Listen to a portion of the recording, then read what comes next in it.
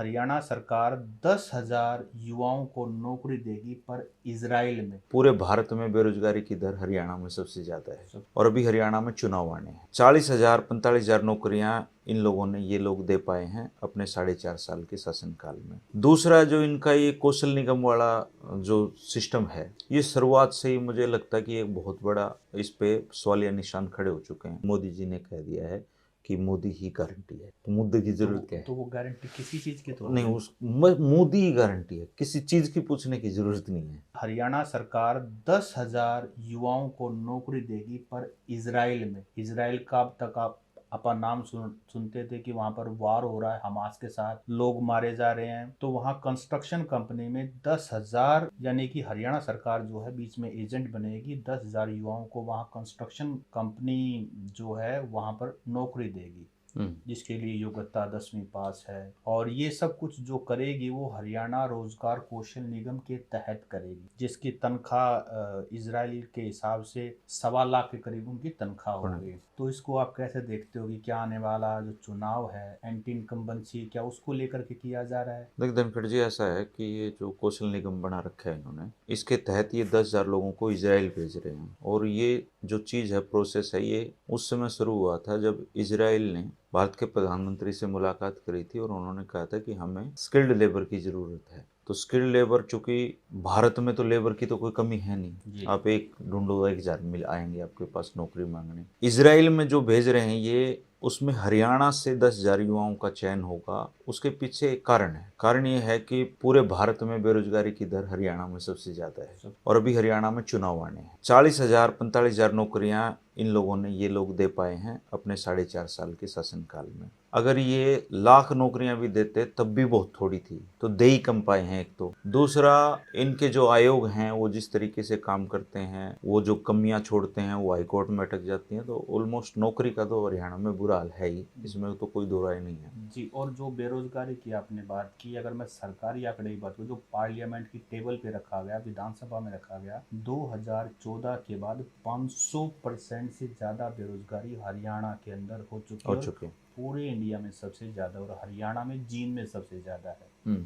और करीब 5 लाख से ज्यादा युवाओं बेरोजगार है जिन्होंने रजिस्टर किए, जिनके पास नौकरी नहीं। ये सरकारी डाटा है। देखो, 10,000 का मौका मिल रहा है तो राजनीति एक अलग चीज है, लेकिन जिसको भी मतलब इंटरेस्टेड हो कोई, तो उसको जाना चाहिए, उसमें कोई बुराई नहीं है। उसमें खट्टर उड्डा कोई मायने नहीं रखते। जिसको मौका मिल रहा है उसको फार्म भरना चाहिए। अब सवाल यही आ जाएगा कि जब पीएन की 2 पोस्टों के लिए 20,000 फार्म आते हैं जी, तो 10,000 पोस्टों के लिए कितने फार्म आएंगे? दूसरा, जो इनका ये कौशल निगम वाला जो सिस्टम है, ये शुरुआत से ही मुझे लगता है कि एक बहुत बड़ा इस पे सवालिया निशान खड़े हो चुके हैं। क्योंकि कौशल निगम से जो नौकरी लगे हैं, मुझे तो आज तक मतलब बहुत एक या दो का कैंडिडेट आदमी मिले होंगे जो कौशल निगम से नौकरी लग चुके हैं, नहीं तो मैं जानता भी नहीं किसी को। प्रोसेस क्या रहता है, किन लोगों को ये चुनते हैं? जहां तक सुनने में आया है कि बीजेपी के छोटे मोटे वर्कर भी 1-2 आदमियों को एडजस्ट करवा चुके हैं अपने कौशल निगम में, तो ये बड़े नेता हो तो फिर बल्क में करवाते होंगे। तो 10,000 लोग जो यहाँ से इजराइल जाने की जो प्रक्रिया है, उसमें ये पिक एंड चूज की नीति इनकी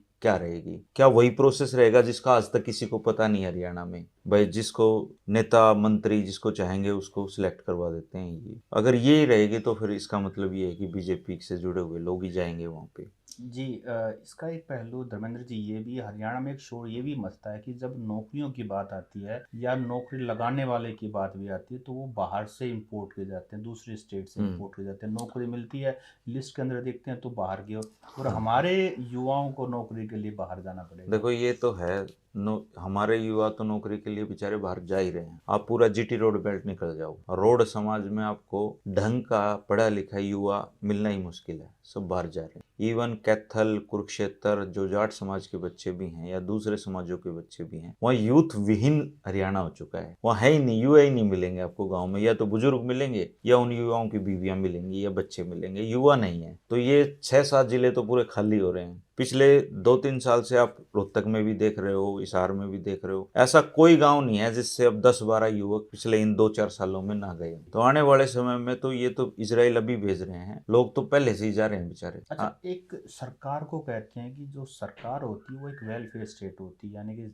वेलफेयर के काम करेगी, लेकिन इस सारे प्रोसेस में सरकार जो है एक एजेंट का भूमिका निभा रही है। लेकिन सरकार का काम है कि जॉब क्रिएट करे अपने घर में, यानी ये एक्चुअली में इसका थोड़ा हिस्टोरिकल पर्सपेक्टिव है हरियाणा को लेके ना। इस सबसे पहले जो विदेश भेजने की जो कवायद थी और विदेशों से जो धन लाने की जो जरूरत थी, वो और चौधरी ओम प्रकाश चौटाला जी की नकल कर रहे हैं एक्चुअली। ये चौधरी ओम प्रकाश चौटाला जी के समय में भी एक आयोग बना था, एक पूरा इसका सेल बनी थी अलग से, जिसका काम था विदेशों में नौकरी के अवसर ढूंढ के यहाँ से युवाओं को वहाँ भेजना। और उसको लेके कई देशों में गए भी थे इनके अधिकारी। हालांकि चौटाला साहब की फिर सरकार चली गई और वो चीज़ वो सिरे नहीं चढ़ा पाए। उसके बाद हुड्डा साहब की सरकार आई। हुड्डा साहब ने भी शुरुआत में इसकी कोशिश की, लेकिन बाद में वो समझ गई कोई जरूरत नहीं है, उन्होंने यहीं धड़ाधड़ नौकरियां देनी शुरू कर दी। तो धर्मेंद्र जी का ये पहलू ये भी तो है कि हरियाणा में खुद सरकारी नौकरियां कितनी सारी वैकेंसी सालों साल करीबन से 2 भरी लाख हैं। 2 लाख पद खाली हैं हरियाणा जी। में। तो वो तो एक्चुअली क्या है, उसमें उसमें कौन एक भरे है सर जाएंगे? हरियाणा पब्लिक सर्विस कमीशन, वहाँ के जो चेयरमैन हैं आलोक जी, वो हरियाणवी नहीं है। मैंने कहा ना, नौकरी लगाने हाँ, वाले और उनके आने के बाद जब कोई श्वेत पत्र लाएगा या ये सरकार जारी करे तो आप हैरान होंगे डाटा को देख के। मुझे तो बहुत बड़ा संदेह है कि इन्होंने भारी संख्या में बल्क में नौकरियां दूसरे प्रदेशों के युवाओं को दी हैं। मैं इसमें कोई बुराई नहीं मानता, पूरा भारत अपना है, लेकिन आप किसी भी स्टेट में चले जाइए, वहाँ नौकरी का एक नियम है कि जहाँ वहाँ के जो रहवासी हैं उनको एक अलग से पेपर देना होता है जो उनके स्टेट से जुड़ा हुआ हो। भाई यूपी का आदमी हरियाणा में नौकरी कर ले, कोई दिक्कत नहीं है, लेकिन उसको हरियाणा की भौगोलिक स्थितियां, हरियाणा का रहन सहन, हरियाणा का कल्चर पता होना चाहिए। नहीं तो वो पढ़ाएगा कुछ और समझेगा कुछ। अपने तो शब्द ही ऐसे हैं, मान लो वो लेक्चरर लगा दिया, अपने वाले बच्चे कुछ कहेंगे वो बस समझेगा कुछ, और समझने में 3-4 साल लग गए तो फिर उसका तो पूरा प्रोसेस लुट गया। अब बीडीपीओ लगा दिए इन्होंने बहुत सारे बाहर के, पश्चिम बंगाल तक के बीडीपीओ हरियाणा में लगा रखे हैं। अब वो अपना जमींदार जाता है, सरपंच जाता है, वो कहता कुछ है, ये समझता है कुछ और है इसमें। तो इन्होंने अब हाल देख लो इनके निगम के, अनिल विज की लड़ाई हुई खुल्लर साहब की वाइफ के साथ किसी इशू को लेके, 2 महीने उन्होंने फाइल पे साइन भी नहीं करा। अल्टीमेटली मुख्यमंत्री को उनको वहां से हटाना पड़ा, लेकिन ठीक उसी दिन एचपीएससी का मेंबर बना दिया। तो उसके पीछे पली क्या दे रहे हैं कि हुड्डा सरकार में भी ताइल की पत्नी को बनाया था। भाई जरूरी है क्या हर उल्टा काम जो हुड्डा ने करा तुम भी करोगे? हुड्डा का एक आध तो बुरा काम छोड़ दो था सारे तो हुड्डा जितने गलत काम करा था सारे फॉलो कर रहे हैं ये, ठीक बात है। ऐसा कोई पाप नहीं है जो हुड्डा ने ना किया हो, और ऐसा कोई पाप नहीं है जिसका अनुसरण खट्टर साहब ना कर रहे हो। भाई एक आध छोड़ दो यार, कोई तुम ठीक काम भी कर लो, क्या दिक्कत है? हुड्डा साहब वाले फॉलो करने जरूरी है। आप क्या संदेश देते हो हरियाणा में कि आईएएस की पत्नी इतनी प्रभावशाली है कि मंत्री एक डेमोक्रेटिक व्यवस्था में, अनिल आज इनकी सरकार में केवल एक मंत्री ऐसा है जिसकी अपनी एक छवि है, जिसके दरवाजे पे फरियादी कभी भी जा सकता है। वो आदमी 2 महीने स्वास्थ्य विभाग जैसा अहम महकमा छेड़े भी ना, और फिर भी हरियाणा चल रहा है। भारत का भविष्य कोई बहुत अच्छा नहीं है जी। जो युवा हैं जिनके पास नौकरी नहीं है वो मोबाइल के नशे में डूबे रहते हैं, उनको बेचारों को पता ही नहीं है दुनिया में चल क्या रहा है। और जिन युवाओं को ये पता है कि दुनिया में चल क्या रहा है वो विवश और बेबस है, क्योंकि दुनिया में ऐसा कोई प्लेटफॉर्म ही नहीं रहा जिसपे भारत में जिसपे कोई अपनी आवाज उठा सकता हो। एक बंदा कहते हैं कि तगड़ा मारा रोन भी नहीं दे, यहाँ तो रोने भी नहीं देते। देश की 99% जो मीडिया है वो सरकार के हाथों में खेलती है। पहले कोई अच्छी स्थितियां नहीं रही, ये इंदिरा गांधी जी ने शुरू किया था, जिसका फॉलो हर सरकार करती रही, लेकिन फिर भी आदमी रोने के 2-4 मंच रहा करते थे। आज तो हालत ये है कि पूरा गर्दन दबोच रखी है जी। एक और घटना हरियाणा में घटी, दुष्यंत चौटाला ने जो प्राइवेट सेक्टर में नौकरियों की बात की थी कि 75% जो है उसको तो वो उसको स्ट्राइक डाउन कर दिया है हाई कोर्ट ने, खत्म कर दिया। उसको खत्म कर देखो दिया। दुष्यंत के पास ये आखिरी रास्ता था अपनी इज्जत बचाने का, ये तो इनको तो अब थोड़ा आराम करना पड़ेगा ना, क्योंकि इनका जो कोर वोट बैंक है वो इनके हाथों में नहीं रहा है। हालांकि दुष्यंत चौटाला एक मैच्योर और समझदार नेता है, लेकिन मैच्योरिटी और समझदारी से अगर सरकारें बनती तो हर कोई बना लेता। देवेंद्र जी, मैं थोड़ा सा बात को और पीछे लेकर जाऊंगा। हरियाणा के पर्सपेक्टिव से बात करें तो नौकरी लगाने को लेकर के सभी राजनीतिक पार्टियों ने अपनी रोटियां सेकी हैं, चाहे वो ओम प्रकाश चौटाला हो, वो तो जेल भी काट के आ चुके हैं। भूपेंद्र सिंह हुड्डा की सरकार में भी नौकरियों के अंदर क्या होता था वो हम सबको पता है। बहुत सारी चीज़ें पब्लिक में बात नहीं की जाती, वो तो लेकिन वो जो था खट्टर सरकार में तो हम देख ही रहे हैं। लेकिन बंसीलाल, उससे पहले अगर हम चौटाला से पहले बात करें नौकरी वाला इशू था, लेकिन उस समय थोड़ा सा स्टाइल ऑफ गवर्नेंस और पॉलिटिक्स अलग था, थोड़ा उसके बारे में। देखो, मैंने जब से होश संभाला है, चौबी भजनलाल की सरकार देखी मैंने पहले, जो मेरी यादगार में, उस समय बोड़ा जी होते थे इसके सर्विस कमीशन के चेयरमैन। करीबन रेट था वहाँ पे 50,000 60,000 उस समय। और उस समय खास बात ये कि उन्होंने ब्राह्मण समाज के युवाओं को बड़े भारी तादाद में नौकरियां दी। हालांकि पैसा बहुत चला उस दौरान भी, लेकिन उसमें रेट ये थे 20,000 25,000 30,000। फिर भजनलाल जी के बाद में सरकार आई बंसीलाल जी की। बंसीलाल जी को हरियाणा का निर्माता कहा जाता है, और वो झूठ नहीं कहा जाता, वो बंदे उनमें दम था इतना कि वो हरियाणा निर्माता कहला। लेकिन नौकरी का सिस्टम वहाँ भी यही था, जानकारों की नौकरियां लगती थी। तो क्या स्केल मतलब बड़ा लिमिटेड था, दरवाजा छोटा उस था? समय नौकरी को खास जरूरत नहीं हुआ करती, वो टाइम ठीक थे। खेत खुतों में अच्छी अपनी फसलें हो हाँ, जाया खेती करती, हुआ परिवार इतने बड़े नहीं थे, जरूरतें कम थी। लेकिन सच्चाई है कि ना नेता और ना जनता कोई अपना काम ईमानदारी से नहीं कर रहा। लोगों को भी अच्छे नेता नहीं चाहिए। जी। अच्छा धर्मेंद्र जी, अभी जो आने वाला चुनाव होगा, शायद कुछ महीने बच गए हैं, तो जो ज़रूरी मुद्दे हैं, जैसे बेरोज़गारी है, जैसे महंगाई है, जैसे शिक्षा है, जैसे स्वास्थ्य की सेवाएं हैं, क्या ये मुद्दे बनेंगे? नहीं, अब कोई देश में कोई मुद्दा नहीं बन सकता सर, क्योंकि मोदी जी ने कह दिया है कि मोदी ही गारंटी है। तो मुद्दे की जरूरत क्या है? तो वो गारंटी किसी चीज़ की तो नहीं, होगी। मोदी ही गारंटी है, किसी चीज की पूछने की जरूरत नहीं है। मोदी मतलब गारंटी। किस बात की गारंटी? हर चीज की गारंटी मोदी। आप वोट डालाओ, और आपका काम खत्म। नहीं, वोट यहाँ पे और नौकरी इजराइल में। तो देखो जी, नौकरी तो अब वैसे भी तो जा ही रहे हैं आपा, वैसे भी तो हजारों युवा नहीं, बेचारे बाहर जा रहे हैं, वैसे हम सरकार भेज रही है बस। अमेरिका जा रहे हैं, कनाडा जा रहे हैं, ऑस्ट्रेलिया जा रहे हैं, लेकिन इजराइल तो पहले नहीं, ही इजराइल के वार ज्यादा जोन। फैन है हरियाणा में जी। नहीं, आप किसी से वो पूछ लो, बनाए गए हैं। वो कहेगा इजराइल बहुत बढ़िया देश वो है। तो मोसाड की बात हाँ, करेगा, इजराइल की। उसको पता चाहे कुछ ना हो इजराइल में कि वहाँ पे कौन सी लैंग्वेज बोली जाती है, वहाँ पे आप क्लाइमेट कैसा है, आप रह पाएंगे कि नहीं रह पाएंगे, ये सारी अलग अलग चीज़ें हैं। पर हरियाणा के आदमी को यहाँ तो चोरी छोटू राम चले गए दुनिया से, ये कहते कहते समझाते समझाते इनको समझाया नहीं जा सकता। हरियाणा के आदमी को बहकाया जा सकता है। अब कभी आप मुझे समझा के दिखाओ, लो मैं आपको बहका के दिखा देता हूँ। हरियाणा का आदमी बहकाने में ज़्यादा विश्वास करता है, और खट्टर साहब का इसमें कोई दोष नहीं है। हर आदमी ने, हर शासक ने इनको बहकाया है, और ये बहकते रहे हैं। हरियाणा पहले ठीक था भाई, अपने खेती खाती ठीक थी, ज़्यादा समस्याएं नहीं थी। अब जिसको आप हरियाणा कहते हो वो हरियाणा है नहीं एक्चुअली। बेसिकली शायद मैंने पहले भी आपसे जिक्र किया था, 13 जिले तो अपने एनसीआर का हिस्सा बन रहे हैं।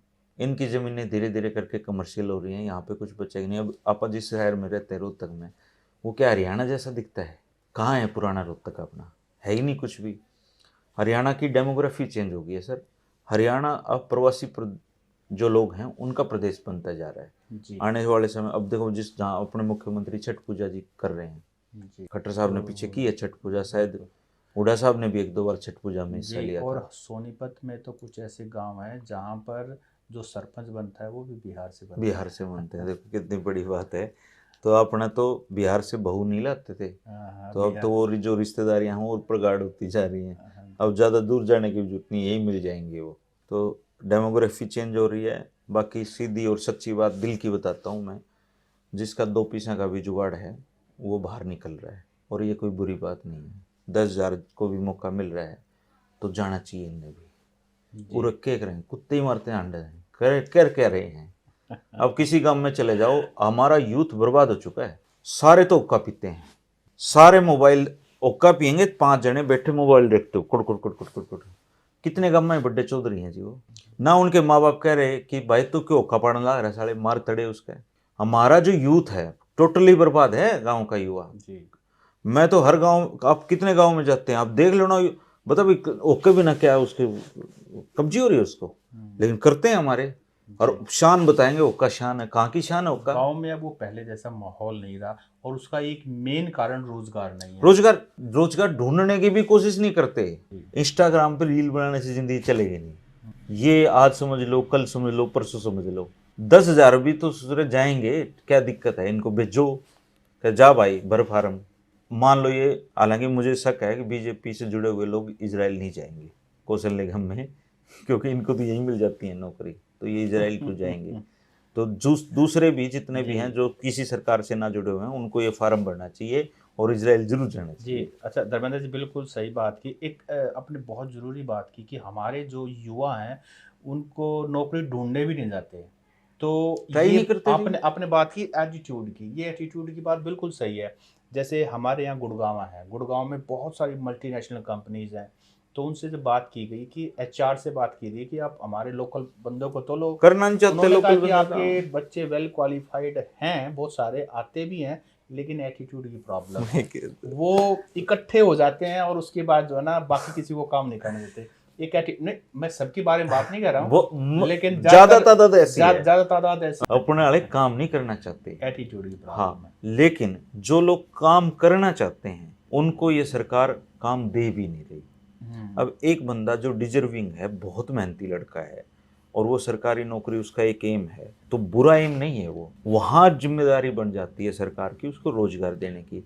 जब 2 लाख पद खाली हैं तो किस मुंह से खट्टर कह रहा है कि हम इजराइल बेचेंगे? सिर्फ इजराइल नहीं, ये अपना दुबई वगैरह और भाई भेज दो तुम मिडल दुबई, ईस्ट कंट्रीज के अंदर लेकिन भेजने के लिए। लेकिन पहले यहाँ पे जो रोजगार खाली पड़े हैं उनको तो भर लो, उनको तो भर लो, ठीक बात और है। पारदर्शिता के साथ भर लो। ट्रांसपेरेंसी, और कम से कम यहाँ तो तुम हरियाणा के ला रहे युवाओं हो को मौका। उत्तर प्रदेश से लड़के सरकारी नौकरियों में, बिहार से लड़के, बंगाल से, और हमारे वालों को कह रहे हो तुम इजराइल चले जाओ। भैया चले जाएंगे इजराइल, कोई ऑप्शन नहीं है इनके पास। कश्मीर में भी तो हमारे युवा शहीद भाई होते ही हैं। 1 लाख बच्चे जो गांव में हुक्का पढ़ने लग रहे हैं, उनमें से 10-20 हजार तो बढ़िया बालक भी तो हैं जो अपने माँ बाप हाँ, के काम सपनों को करना पूरा चाहते करना हैं। चाहते हैं। ऐसा तो नहीं है कि सारे बच्चे खराब हो गए हमारे। नहीं नहीं, तो वो 10-20 हजार को तो मौका मिलना चाहिए, बेचारे चले जाएं, अच्छी बात है जी। मैं खट्टर साहब के अगर बच्चे होते तो वो भी जरूर भेजते उनको इजराइल शायद। देखो मैं तो आपके दर्शकों को ये कहना चाहता हूँ कि ये मौका मत चूकिए। इजराइल में मौसम थोड़ा प्रतिकूल है, लेकिन इजराइल बहुत ग्रोइंग दुनिया में देश है, मेहनत कश लोगों का देश है। वहाँ जाके आप मेहनत करना सीख जाएंगे। वहाँ के लोग बहुत बड़े राष्ट्रभक्त हैं, वो अपने देश के प्रति विचार करते हैं। वहाँ आपको कोई हुक्का पड़ता नहीं मिलेगा। राइट विंगर्स हैं। हाँ, राइट विंगर्स तो हैं, उनकी मजबूरी राइट विंगर्स होना। इजराइल का जन्म ही इसी आधार पे हुआ है कि कुछ लोग एक ऐसा देश चाहते थे जो उनका अपना हो। और अमेरिका का हाथ है, अमेरिका का हाथ है। तो इजराइल में जाना कोई बुरी बात नहीं है। इजराइल में जाने के बाद अगर वहाँ पे आप ठीक ठाक सेटल होते हैं में आप तो आप सरकार अमेरिका का भी अवसर सरकार पे मिलेगा। दबाव भी बनाएं कि हमें यहाँ भी जो वैकेंसी खाली है कोई उनको दबाव भी नहीं भरिए। बनाएगा जी धनखड़ जी, कोई नहीं बनाना किसी ने। सारे इनके ऊपर तो गिरिडी भी फेर देना सरकार तो फर्क नहीं पड़ता किसी को। ये वो हरियाणा नहीं है जो अब कुछ नहीं फर्क पड़ता किसी के भी, ये ऐसे ही जी घूमेंगे। और रांडा पेंशन है शुरू हो चुकी है, और जो भी रांडे भाई हैं वो पेंशन बनवा लें अपनी। जी, लेकिन मिलनी शुरू नहीं हुई है। नहीं शुरू हो गई है, अच्छा, हो उसकी गई है अनाउंसमेंट पहले? शुरू हो गई है। खट्टर साहब ने खुद, नहीं अनाउंसमेंट तो हो गई, नहीं उन्होंने कहा है कि 1 जनवरी से खातों में आनी शुरू हो जाएगी। अगले महीने तो से। सारे रांडे भाई जो गांव में टाइम पास करने लग रहे हैं अपनी पेंशन उड़ा ले, और बीड़ी का जुगाड़ है। बीड़ी का। और मुझे लगता है सबसे पहली जो पेंशन है वो खट्टर साहब को अप्लाई करनी चाहिए थी। उसके लिए भी वो परिवार पहचान पत्र और इनकम का क्राइटेरिया वो तो है जी। वो तो चलो इशू रहेंगे। धर्मेंद्र जी, धन्यवाद आपका। शुक्रिया सर।